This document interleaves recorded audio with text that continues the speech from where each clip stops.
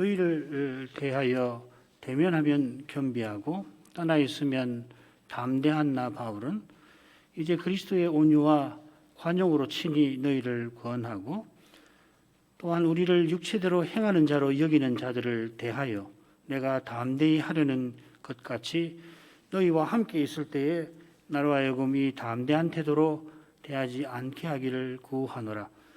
우리가 육체에서 행하나 육체대로 싸우지 아니하노니 우리의 싸우는 병기는 육체에 속한 것이 아니요 오직 하나님 앞에서 견고한 진을 파하는 강력이라.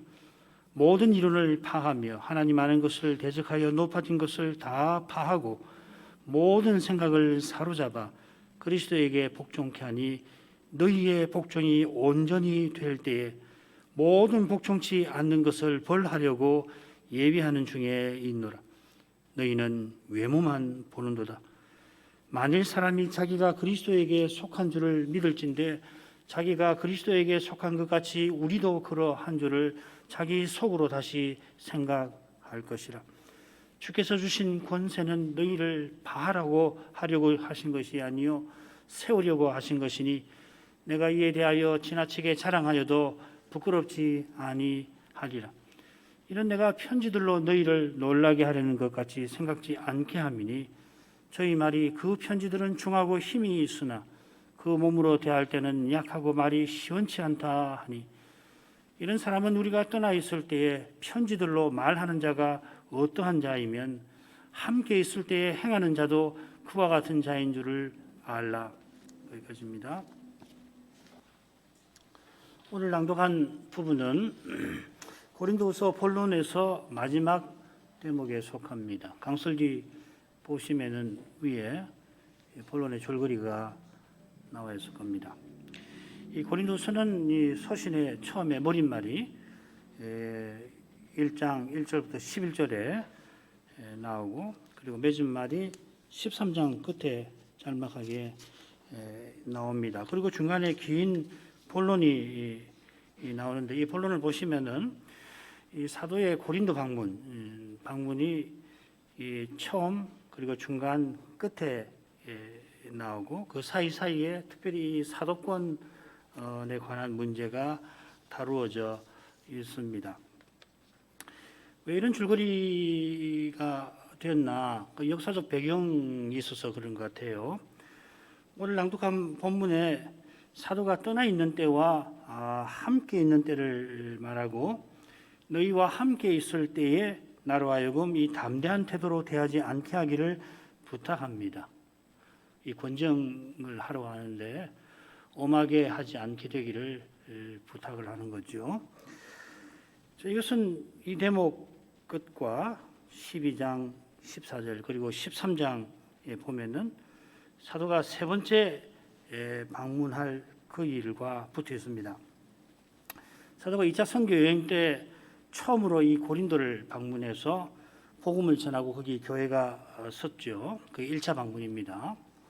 그리고 지금 3차 선교 여행을 그 다음에 떠나서 예배소에서 3차 선교 여행의 선교에 여념이 없는 가운데 급히 이 고린도를 방문하게 됩니다. 그게 이 두 번째 방문입니다. 고린도 후서 1장 23절이나 2장 1절에 그 방문에 대한 언급이 있습니다. 이 두 번째 방문을 한 목적은 아버지의 첩과 동거하는 그 사람을 건징하는 것이 목적인데 실패를 하고 고통 중에 사도가 에베소로 돌아가죠. 돌아와서는 이 고린도 교회를 위하여서 쓰라린 편지를 써서 디도 편에 보내게 됩니다. 편지를 보내고 난 다음에 아마 에베소 사역이 끝났을 텐데 이 고린도 소식이 너무도 궁금한 나머지 이 사도가 드로아로 갔다가 약속 드로아에서 만나기도 하고 그 다음에 마게도냐에서도 만나기도 한 것 같은데 만날 장소를 정해놓은 것 같은데 마게도냐로 가서 디도를 만나고 디도가 이 고린도 교회가 회개했다는 소식을 전합니다. 얼마나 기뻐하는지 7장 같은 데 잘 나오죠. 그 후에 사도가 고린도 후서를 써보냅니다. 써보낸 목적은 예루살렘 성도를 돕는 그 헌상을 위함이고 그게 이제 8, 9장에 나오죠. 그죠? 마게도냐에 가서 헌상금을 받았는데 마게도냐 교회들이 뭐 극한 가난에도 힘에 지나도록 헌상했다 하면서 아주 기뻐서 이 8장에 쓰고 있잖아요. 자, 그런데 이 8장까지 8, 9장을 쓰고는 이제 고린도후서를 보내려고 하는데 그때 급히 이 비보가 들려옵니다. 그게 뭔가 하면은 거짓 사도들이 이 고린도 교인들의 마음을 훔쳤다 하는 거예요. 큰일 났구나 싶어서 이제 이 문제를 고린도후서 10장부터 12장에서 급히 써서 그것을 이제 앞에 선 그하고 붙여가지고서 고린도후서를 완성을 시킨 것 같습니다. 급히 다룬 까닭인지 거짓 사도의 문제를 다루는 이 단락 10장부터 12장을 읽어보시면은 1장부터 그 9장까지와 의조에서 너무도 달라요. 이 같은 편지인가 한 자리에서 쓴 것인가 의문이 날 정도로 의조가 다룹니다. 자, 이런 배경에 비추어서 이 10장부터 12장 내용을 간단히 보지요. 세 수로 나눌 수 있습니다. 오늘 읽은 부분이 처음 부분인데 사도가 겸비한 태도로 주신 권세를 써서 이 고린도 교회 문제를 풀려고 하는 겁니다. 이 거짓 사도의 문제를 특별히 풀려고 하는 거죠. 자, 풀려고 하는데 10장 12절부터 12장 13절에서는 이 거짓 사도와 자기를 대조를 하는 겁니다. 거짓 사도들의 헛된 자랑과 사도의 어리석은 자랑이 대조가 되어 있습니다. 그리고 12장 14절부터 21절은 이 사도가 부모의 심정으로 고린도 교회를 방문하려고 하는 심정을 밝히고 있습니다. 갑자기 이 거짓 사도들이 나타나서 고린도 교인들의 마음을 사로잡아서 이 바울 사도의 권위를 헐어버리지요. 그들이 스스로 지극히 큰 사도라 자랑하기 때문에 사도가 고린도 교인들을 위해서 어리석은 자랑을 길게 합니다. 그래서 여기 보면 어리석다는 말, 또 자랑이라는 말이 굉장히 많이 나옵니다. 한번 찾아보시기 바랍니다. 사도가 어리석게라도 자랑을 하는 이유가 있는데 고린도 교인들이 스스로 지혜롭게 여긴 탓에 이 거짓 사도들에게 넘어갈 만큼 어리석은 그 사실과 붙어 있는 거예요. 얼마나 어리석게 되었으면은 이 사람들에게 제대로 전달하려면 부득불 자기가 어리석은 자랑을 할 수밖에 없다는 판단을 한 것 같아요. 어리석은 그들이 어떻게든 이 사도의 교훈을 듣게 하려고 사도가 이런 방법을 씁니다. 그 부모의 마음이죠. 자식이 말을 해도 못 알아들으면은 어떻게 할 수 없잖아요. 어떻게 못 알아듣냐 탐의하는 것이 아니라 그 수준으로 내려가서 어떻게든지 한마디라도 듣게 하려고 하는 그런 부모의 심정을 읽을 수 있습니다. 이 사도의 말을 들어야지 이 교회가 심각한 문제를 풀고 이 교회다운 모습을 회복하지 않겠습니까? 대충 이런 줄거리를 놓고서 본문으로 가지요. 첫 번째 단락으로 하겠습니다. 먼저 고린도 교인들을 대하는 태도를 1, 2절에서 언급을 합니다. 왜 이런 어떻게 보면 이중적인데 이런 태도를 취하는 그 이유가 신령한 전쟁을 치르려고 하기 때문에 그렇다 하고서 3절부터 7절 상반절에까지 이야기를 합니다. 그리고 7절 하반절에서 11절에서는 이 주님이 주신 권세를 내가 쓰겠지만 목적은 교회를 세우려 하는 것이다. 오해하지 말라는 거거든요, 사실은요. 사도가 이 싸움을 언급하는 이유가 있습니다. 이 고린도 교회에 심각한 현실이 벌어져 있습니다. 거짓 사도들이 고린도 교인들의 마음을 훔친 데 있습니다. 그래 주께서 사도를 교회에 틀어 세우신 사명을 이루라고 주신 그 권세를 쓰는데 사도가 주님의 심정으로 쓰는 것입니다. 주님은 누구보다 섬김 받아 마땅하신 분인데 섬기신 바로 거기서 사도가 이 고린도 교인들을 대하는 이중적이라고 할까? 아주 묘한 태도를 취하게 되는 것입니다. 1, 2절 읽겠습니다. 너희를 대하여 대면하면 겸비하고 떠나 있으면 담대한 나 바울은 이제 그리스도의 온유와 관용으로 친히 너희를 권하고 또한 우리를 육체대로 행하는 자로 여기는 자들을 대하여 내가 담대히 하려는 것 같이 너희와 함께 있을 때에 나로 하여금 이 담대한 태도로 대하지 않게 하기를 구하노라. 새로운 주제를 시작하면서 나 바울은 친히 여러분을 권합니다 합니다. 얼른 읽으면 별수로울 것이 없을 것 같은데 크게 이례적인 표현입니다. 바울 사도가 이런 표현 잘 안 씁니다. 16장 고린도전서 16장 15절에도 내가 너희를 권한다 하면서 이 직분자에게 복종하십시오 했는데, 여기서는 나 바울은 친히 세 낱말을 써요. 아우토스, 파울로스, 그리고 에고라는 말이거든요. 그러니까 16장에도 내가 여러분을 권합니다 했지만은 거기 안 쓰는 이 세 낱말을 친히 바울, 내가 이렇게 씁니다. 그 이례적으로 이 문제를 각별하게 다룬다는 것을 짐작할 수 있습니다. 자, 이것은 그리스도의 온유와 관용으로 여러분을 권합니다 한 데서도 묻어납니다. 지금 사도가 다루려고 하는 문제가 매우 심각하기 때문에 사도 자신이 특별히 그리스도의 심정을 품고자 하는 거예요. 늘 그렇게 품고자 하지만은 이 사안에 있어서는 이게 너무 급하게 생기고 이례적이고 매우 심각한 상황이어서 사도 자신도 굉장히 긴장하는 겁니다. 이 그리스도의 온유와 관용을 하지 않으면 안 되겠구나, 그런 마음을 드러내는 겁니다. 품고 있고 드러내는 겁니다. 우리가 잘 아는 대로 사도는 나를 본받으라 할 만큼 그리스도의 심정을 늘 품고 그리스도의 경우를 전합니다마는 이번에는 더욱 그런 심정을 철저히 품고자 하는 겁니다. 고린도전서 4장 끝에서 그랬던 것처럼 지금 온유함을 말하는 것은 권징의 상황과 붙어 있는 겁니다. 그처럼 관용도 칠이 맡은 장로의 덕목으로 나오는 표현입니다. 이 장로 덕목에 보면 이게 나와요. 심각한 죄를 다루는 상황이라 자기도 모르게 엄격하고 가혹한 태도를 취할 수가 있고, 특별히 이 거짓 사도 문제를 다루면서 고린도 교인들을 그렇게 대할 수가 있단 말이죠. 서로 짝하고 지내니까. 그래서 사도가 이런 심정을 밝히는 겁니다. 주님께서 누구보다 원수노로 타던 바울을 오래 참고 마침내 돌이키게 하신 것처럼 사도도 그런 사랑의 심정을 품으려 하는 겁니다. 돌려 생각하면은 그리스도의 온유와 관용 아니고서는 지금 벌어진 이 고린도의 문제를 제대로 다룰 수가 없다 하는 겁니다. 그런 다음에 자기가 평소 고린도 교인들을 어떻게 대하는지를 언급합니다. 너희를 대면하면 겸비하고 떠나 있으면 담대한 사람이라 했는데, 이거 2절하고 어울리질 않죠. 2절에 뭐라고 했냐면은 사도가 떠나 있든지 함께 있든지 고린도 교인들을 담대한 태도로 대하지 않기를 바란다, 그렇게 이야기했거든요. 그러니까 이 1절에 나오는 너희를 대면하면 겸비하고 떠나 있으면 담대하다 하는 이 말은 10절에 나오는 거짓 사도들의 말하고 비슷해요. 그 10절에 보면은 저희 말이 이 거짓 사도들의 말이거든요. 그 편지는, 바울 사도의 편지는 중하고 힘이 있으나 편지는 떠나 있을 때 보내는 거 아닙니까?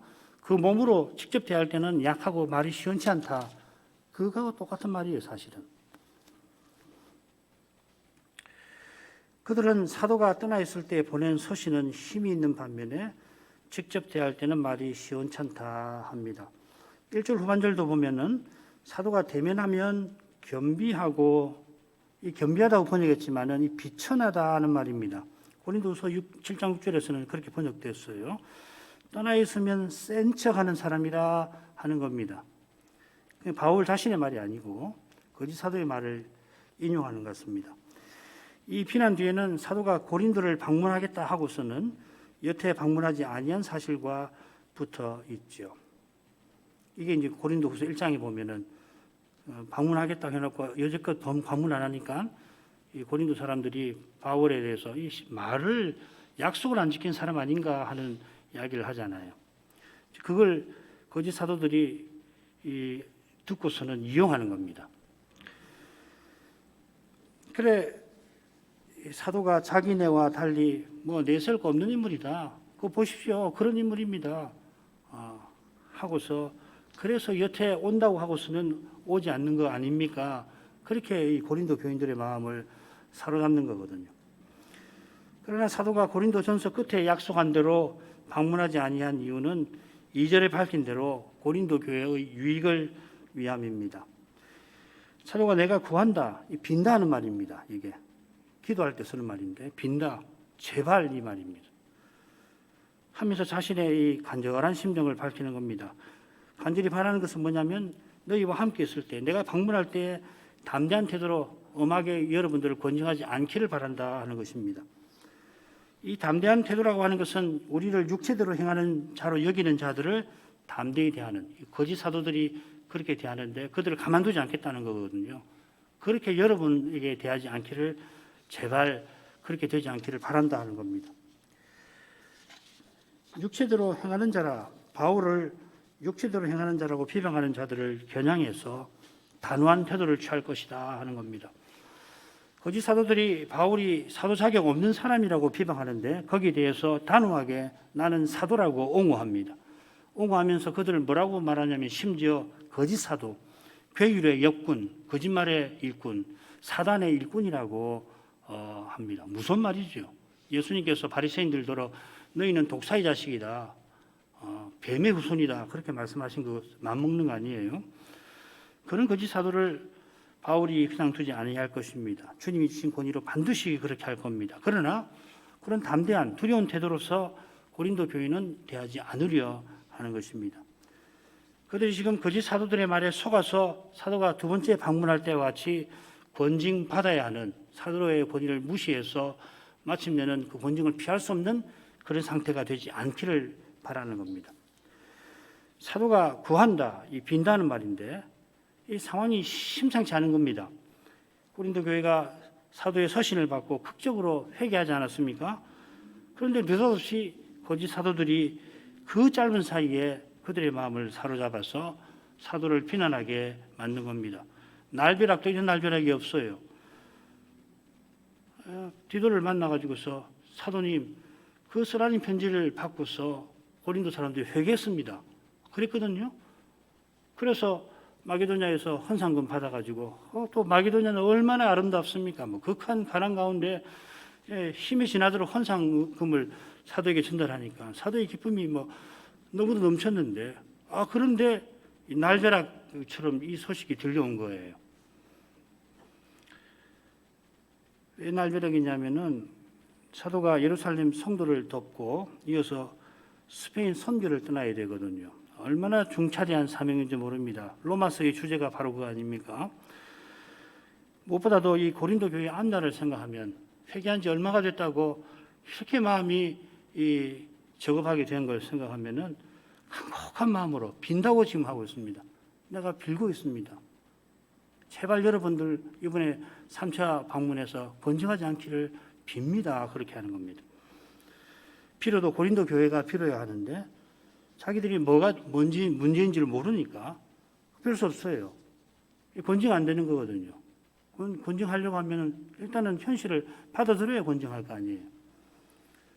그래 사도가 이렇게 간곡히 호소하며 문제를 바로 잡으려고 하는 겁니다. 고린도후서 12장 14절에 부모가 어린아이를 위하여 하느니라. 어린 자식이 부모를 위해서 재물을 쌓아두는 게 아니라 부모가 하지 않느냐. 그 심정을 밝혀요. 자, 그 다음 읽겠습니다.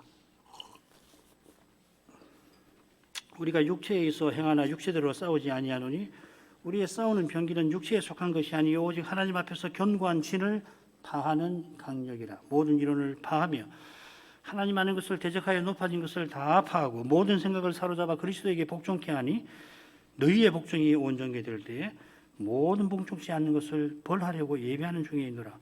너희는 외모만 보는도다. 앞선 내용에서 이 싸움을 언급하는 이유가 여기 나옵니다. 3절이 사실은 이는 왜냐 하면 이렇게 시작됩니다. 거짓 사도들이 바울 사도를 육체대로 행하는 자라 비난하는데 사도가 육체에 있긴 하지만은 육체대로 싸우지 않는다 밝힙니다. 그런데 거짓 사도들에게 마음이 빼앗긴 고린도 교인들은 외모만 육체대로 사도를 대한다는 이야기죠. 이런 현실에서 사도는 고린도인들의 그 복종 순종을 바라면서 그 말이 6절이에요. 너희의 복종이 온전케 될 때는 지금 그렇지 않다는 이야기거든요. 앞으로는 될 텐데, 주님 오실 때는 완전히 복종하게 될 텐데 지금은 그렇지 않다는 거거든요. 이는 이 사도의 심정을 읽어야 지금 이 내용을 잘 이해할 수 있습니다. 성신의 능력으로 신령한 싸움을 싸우고자 하는 겁니다. 3절은 1, 2절에서 고린도 교인들을 향하는 그 간곡히 비는 이유를 담아냅니다. 비로도 그들이 빌어야 하는데 사도가 도리어 간곡히 구합니다. 왜 그런가 하면은 사도가 육체에 있지만 육체대로 싸우지 않는 그게 이유입니다. 3절은 육체에 있어라는 말로 시작됩니다. 엔사르키라는 말인데 사실 원문으로는 2절이 처음이 아니라 2절 처음이 아니라 맨 끝에 육체를 따라 행하는 자라는 말이 2절 끝에 나와요. 우리말은 이제 어순이 있어가지고 2절 앞에 나와 있는데 2절 끝에 있습니다. 그것을 받아가지고서 3절을 쓴다 이 말이죠. 거짓 사도가 자기들로 육체를 따라 행하는 자라 하니까 사도는 자신이 육체대로 행하는 것이 아니라 육체에 있어 행한다고 대꾸하는 겁니다. 이 육체에 있어 행한다 하는 표현은 다른 데 보면 육체 가운데 산다. 갈라디아서 2장 20절이 그 말이죠. 이런 표현과 비슷합니다. 육체 가운데 사는 삶이라는 것은 우리가 고린도전서 15장에 본 것처럼 썩고 욕되고 약한 몸을 입고 사는 삶을 가리킵니다. 지금 거짓 사도들에게 비방받고 심지어 그 사랑하는 교인들에게 오해받는 그런 삶을 살아가고 있는 것을 표현하는 겁니다. 육체 안에 있어 행한다는 표현이. 사도가 주님과 교회를 위하여 생명을 쏟고 있으니 사랑하는 교우들에게 오해받는 것은 물론이고 나아가 원수들에게 비방받지 않아야 됩니다마는 죄 있는 현실에서는 이처럼 이상한 일이 일상처럼 생깁니다. 그처럼 불과 얼마 전에 큰 죄를 회개한 고린도 교인들이 그 회개를 바라며 방문 계획을 변경한 사도를 향하여서 말 뒤집는다고 거짓 사도들과 짝하여 손가락질하고 있습니다. 그런 현실이지만 사도는 육체대로 싸우지 않습니다. 육체대로라는 말은 성신을 좇는 것과 대조되는 그런 상태요, 태도요, 정신을 가리킵니다. 고린도서 5장에 보면은 우리가 그리스도도 육체대로 알았으나 이제부터는 이것이 알지 아니한다. 이제부터는 사람도 육체대로 알지 아니한다 하였는데 육체대로 그리스도를 안다라고 하는 것은 바울 사도가 그리스도를 만나기 전에 그렇게 그리스도를 무시했던 교회를 핍박했던 그 태도를 가리키는 겁니다. 이들은 자기 영광을 위하여서 이처럼 육체대로 싸우는 것은 지금 거짓 사도들이 바울을 대하는 그 태도입니다.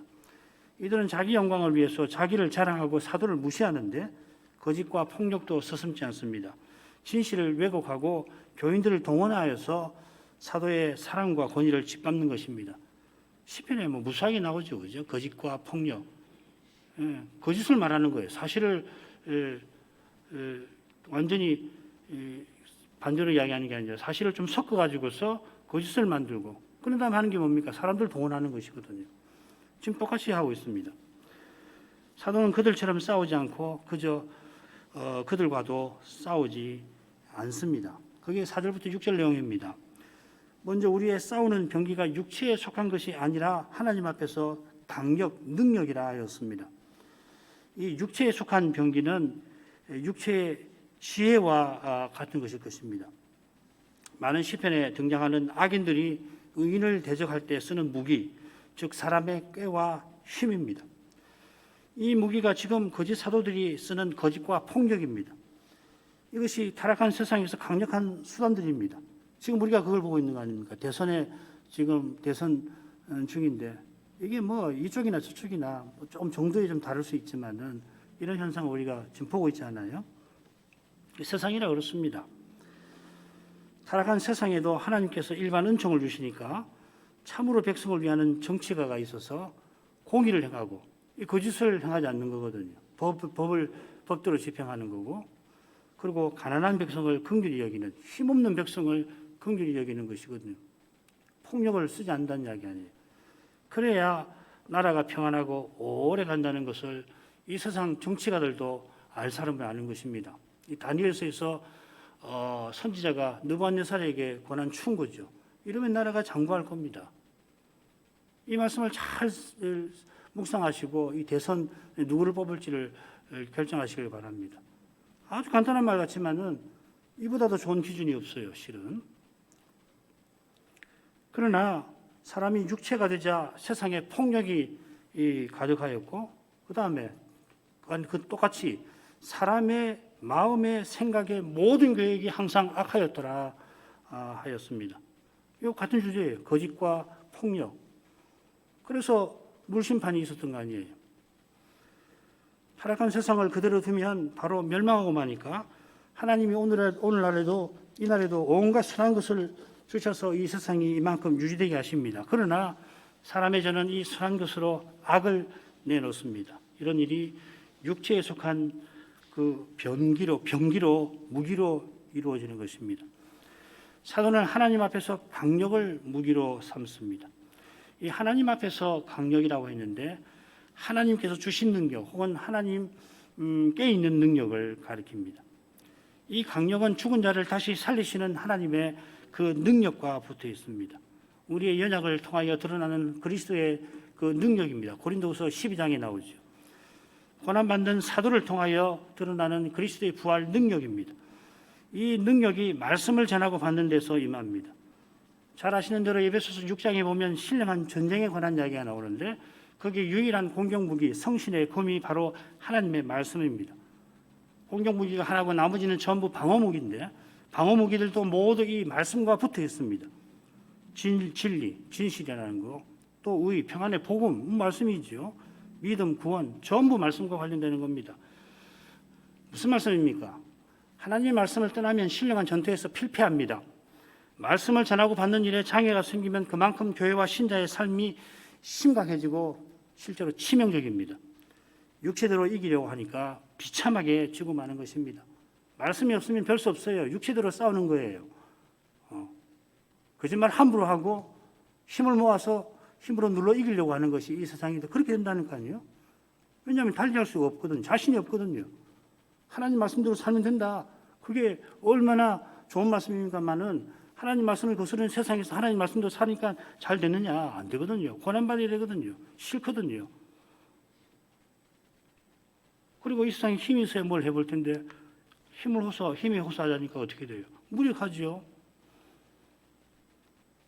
하나님 말씀을 떠나면은 별 수 없어요. 사람의 힘과 깨를 쫓게 되었습니다. 하나님 말씀으로 돌아가면은 그리스도가 하나님의 지혜와 능력이시구나. 그걸 알게 되고 사람으로 행하지 않게 되는 거거든요. 할 수 없는 것이다. 그래도 영원한 구원이 있지 않느냐? 하나님 나라가 있지 않느냐? 바울 사도 그 이야기 하거든요. 여러분의 복종이 온전히 될 때, 그 말할 때 바울은 피눈물을 흘리면서 이야기하는 겁니다. 현실은 전혀 그렇지 않거든요. 복종은 무슨 복종입니까? 지금 고린도 교인들이 복종하는 게 아니잖아요. 금방 회개해놓고서 지금 거짓 사도들 말에 획 돌아가가지고서 똑같은 짓을 하는 거거든요. 그러니까 무슨 복종을 말합니까? 그런데 바울 마음 안에는 그러나 우리의 순종이 온전해질 때가 온다. 그 소망을 가지고 현실을 이기고 나가는 것이거든요.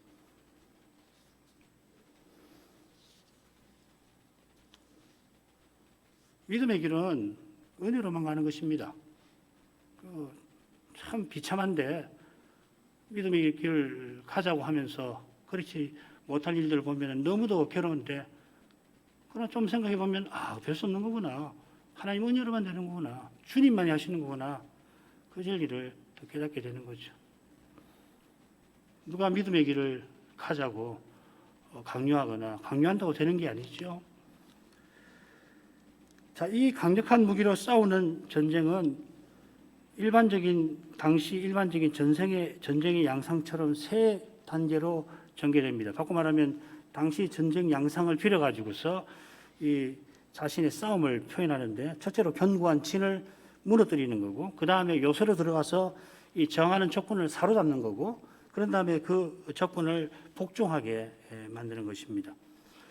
먼저 강력한 무기가 파하는 진은 모든 이론이라고 했는데 곧 하나님을 대적하여 높아진 하나님 아는 것을 대적하여 높아진 모든 것입니다. 그래서 높아진이라는 말을 썼죠. 그죠? 우리의 씨름은 혈과 육에 대한 것이 아니라 정사와 권세와 이 세상 어두움의 세상 주관자들과 하늘에 있는 악의 영들에 대한 것이라 교훈한 것처럼 사도는 자기를 비방하는 거짓 사도들이 아니라 그들의 이론을 무너뜨리려고 합니다. 그들의 이론이라고 했는데 이것은 하나님을 아는 것을 대적하여 높아진 것이라 표현하고 있습니다. 그러면 하나님 아는 것은 뭔가 하면은 고린도서 4장 6절에 나와요. 하나님 예수 그리스도의 얼굴에 비치는 하나님의 영광을 아는 그것입니다. 하나님을 아는 거, 하나님 영광을 아는 거 같은 거죠, 그죠? 하나님의 영광이 그리스도의 십자가와 부활에서 환히 드러났습니다. 하나님께서 십자가 지시고 부활하신 그리스도를 통하여 우리의 아버지와 하나님이 되셨습니다. 우리에게 자비의 아버지, 모든 위로의 하나님이 되어 주셨습니다. 바로 여기서 하나님의 영광이 단연 비치고 그 영광에 우리의 구원이 있고 새로운 세상, 우리가 바라는 신천 신지가 있습니다. 하나님을 아는 것을 대적하여 높아진 것이 바로 사람의 교만한 생각입니다. 하나님 없이 무엇이 되려 하고 그리스도 없이 무엇을 하려는 교만입니다. 이 교만이 지금 거짓 사도들에게 드러나고 있습니다. 여기 이론과 같은 낱말이 2절에 2번 나와요. 2번 나왔습니다. 사도가 감히 사도를 함부로 생각하는 자들을 대하여 대담하게 대하려 생각한다. 여기 이 생각이란 말하고 이론이란 말하고 똑같은 동사가 2번이나 2절에 쓰여 있습니다. 그처럼 지금 사도가 파하려고 하는 이론, 생각은 이 거짓 사도들의 교만한 생각인 겁니다. 이것은 이 세상 풍속을 좇고 공중의 권세 잡은 자 마귀를 따르며 육체의 욕심을 행하는 것과 붙어 있는 것입니다. 사람의 교만한 생각이 마치 견고한 진고같이 높이 서 있습니다. 성신의 능력 아니면은 이런 진을 무너지게 못합니다. 얼마나 높고 강한지 성신께서 내주하시는 교회와 신자도 그런 교만한 생각에 떨어지기 쉬운 겁니다. 지금 사도가 이 진을 파하려고 벌이는 전쟁이 고린도 교회 안에서 벌어지고 있습니다. 고린도 교회에 자기의 지혜를 자랑하고 자기를 높이는 이들이 있습니다. 이들을 향하여 사도는 십자가의 미련함으로 행하였습니다. 자신의 연약함을 통하여 그리스도의 능력이 드러나는 그 길을 지금 사도는 택하고 있습니다. 그리스도께서 우리의 겸손을 통하여 친히 사람의 교만, 자랑을 무너뜨리시는 겁니다. 교만한 이론의 진을 파하고 이어 모든 생각을 사로잡아 그리스도에게 복종케 합니다. 여기 생각이라는 표현이 고린도후서의 마음이라든지 혹은 괴계라고 번역이 되어 있습니다. 이 교만한 이론이 요새라면은 그 요새에 있는 군사들은 이 구체적인 사람의 계획일 겁니다. 고린도후서 11장 3절에서 사탄이 하와를 미혹한 것처럼 고린도 교인들의 마음, 그 생각이 부패하게 될까 사도가 염려한다 합니다. 이런 염려에서 사도는 이들의 생각을 사탄의 올가미에서 벗어나게 하려 하는 겁니다. 주님께서 주님을 대적하던 바울을 사로잡아 하나님을 아는 것에 대적하던 것에서 벗어나게 하셨습니다. 바울이 전에 누구보다 하나님을 열심히 섬긴다 하면서 실은 하나님 아는 것에 대적했던 사람입니다. 그때 그의 생각이 얼마나 단단하고 촘촘한 올가미인지 모릅니다. 이 올가미는 그가 하나님을 섬기려 할수록 더욱 하나님을 대적하게 만들었습니다. 거짓 사도들이 지금 자기들은 유대인이고 히브리인이고 아브라함의 씨고 이스라엘 사람이라고 자랑을 하면서 실은 사탄의 일꾼으로 하는 것과도 비슷했습니다. 이런 데서 벗어나는 길은 성신의 역사하심과 하나님 은혜에 있습니다. 옥죄는 올가미에 갇힌 생각을 모두 사로잡아버리는 능력이 성신께 있습니다. 주님은 우리의 그릇된 생각을 하나도 그냥 내버려두지 아니하십니다. 그처럼 무사람의 모든 생각도 그냥 내버려두지 아니하십니다. 그 모든 생각이 마치 포로 잡히면 아무것도 못하잖아요. 무력하게 만드십니다. 지금 사람의 생각이 이루어지는 것 같아도 너무 좌절하지 말 것입니다. 이루어졌다고 생각하는 그 생각이 결국은 그들을 그물과 올무처럼 사람으로 행하는 사람의 생각을 좇는 사람 앞에 놓여서 넘어지게 만들 것입니다.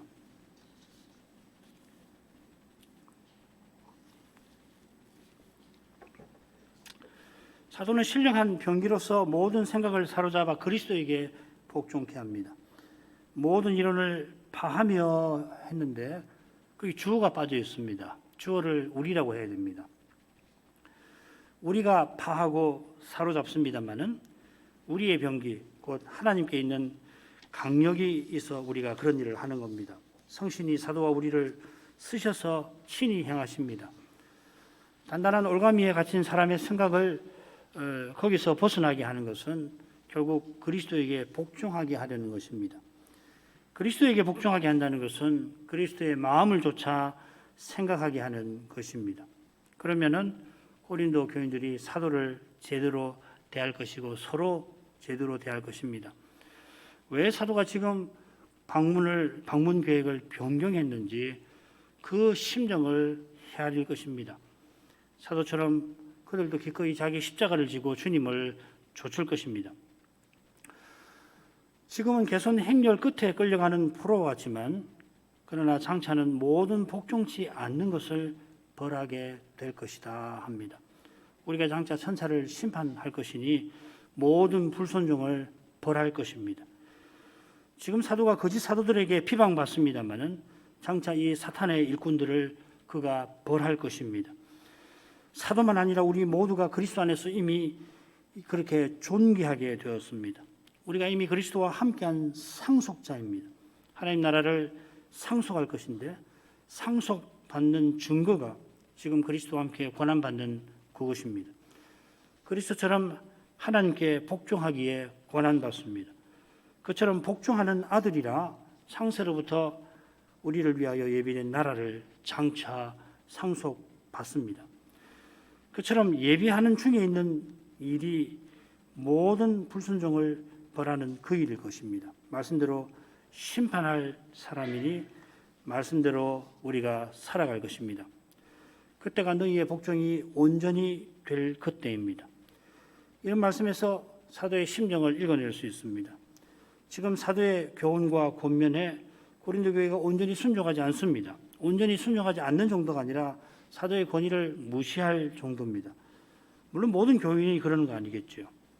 그러나 한 사람이라도 사도가 전한 말씀을 잘 받지 않는 이것은 실은 작은 문제가 아닙니다. 뭐 늘 있는 일이지 뭐 어떻게 모두가 다 말씀을 잘 들을 수 있나. 그래 대수롭게 지나칠 문제인가 한번 생각해 보시기 바랍니다. 사도가 모든 교회를 염려하면서 이런 말을 해요. 누가 약하면 내가 약하지 아니하며 누가 실족하게 되면 내가 예타하지 않더냐 합니다. 모든 교회를 염려하는 그 심정은 그처럼 교인 각 사람의 구원을 간절히 바라는 것입니다. 사도가 그런 것은 주님께서 그러시니까 그런 겁니다. 목사라면 마땅히 이 사도의 심정을 품을 것입니다마는 주님의 심정을 본받는 신자마다 그처럼 염려하는 것입니다. 뭐 나가면 할 수 없는 거지 뭐 별 수 있나 그런 생각 안 하잖아요. 지금 고린도 교회는 보통 심각한 상태가 아닌 것입니다. 그저 사도의 권면을 받지 않고 마는 게 아니라 거짓 사도의 말을 따라갑니다. 사람의 눈에는 그 현실이 실로 실망스럽고 낙심됩니다. 그러나 사도는 우리의 복종이 온전히 될 때가 있음을 바라봅니다. 그때 주님이 다시 오십니다. 주님 오실 때 계신 그대로 뵙게 하셔서 주님처럼 변화되게 하십니다. 이 소망만이 지금 여기서 겪는 모든 절망을 견디게 합니다. 지금 내게 아무런 해답이 보이지 않지만은 주님 안에서 해답을 얻게 하는 것입니다. 이런 소망 위에서 사도는 마음을 쏟아 너희는 외모만 보는도다 책망합니다. 회개한 지 얼마 되었다고 이렇게 거짓에 돌아나는가 낙마하는 게 아니라 문제 많은 현실을 대면합니다. 외모만 본다 이렇게 했는데 눈앞에 있는 것을 본다 하는 말입니다. 결국 육체대로 행하는 것을 책망하는 것입니다. 거짓 사도들이 유대인이네 희한한 계시를 우리가 받았네 하며 자랑할 때에 거기에 마음을 빼앗긴 겁니다. 왜 마음을 그렇게 빨리 빼앗겼나? 그들이 똑같이 자랑해서 그런 것이거든요. 사도가 책망할 때 이걸 고치지 않으니까 자기보다 자랑할 것이 더 많은 사람이 자랑하면 그냥 끌려가는 것이거든요. 사람을 높이는 사람은 사람을 의지하지 않을 수가 없는 거예요. 그 힘이 있으니까. 사람을 의지하지 아니하려면은 자기를 부인하고 성신을 의지하는 길밖에 없습니다. 이 길 외에는 교회가 설 수 없어요.